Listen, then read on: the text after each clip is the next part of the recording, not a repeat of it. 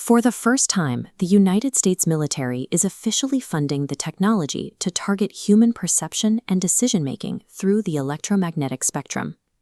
The 2026 National Defense Authorization Act allocates $44.2 million specifically to cognitive electromagnetic warfare for the Air Force.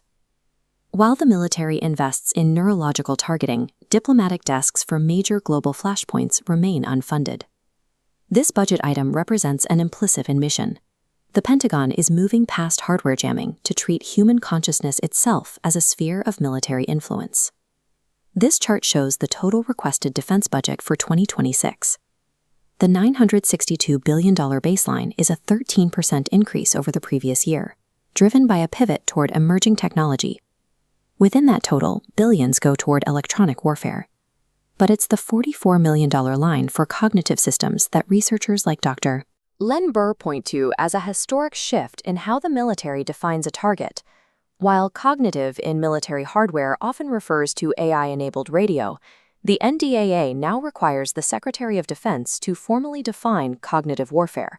This category shifts focus from disrupting sensors to influencing human psychic processes.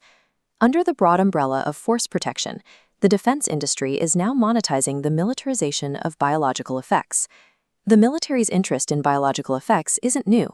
In 1986, the Air Force documented that electromagnetic fields could completely interrupt mental functioning and restructure emotional response. Modern contractors like L3 Harris are now scaling this research, using artificial intelligence to analyze and manipulate these frequencies in real time.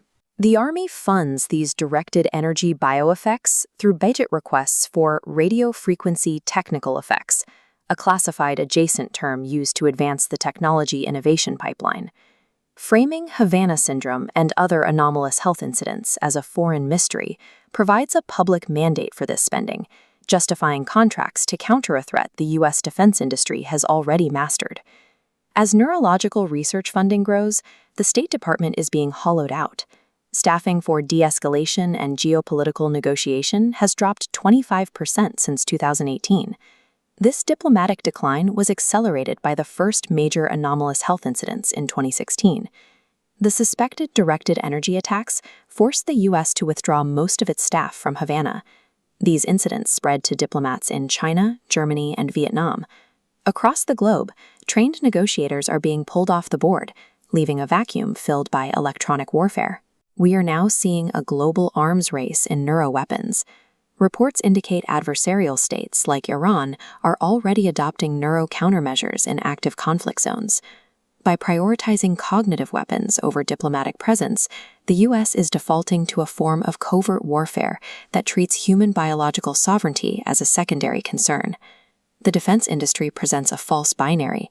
Either we fund the technology to jam human brains, or we remain defenseless. We must reject that logic.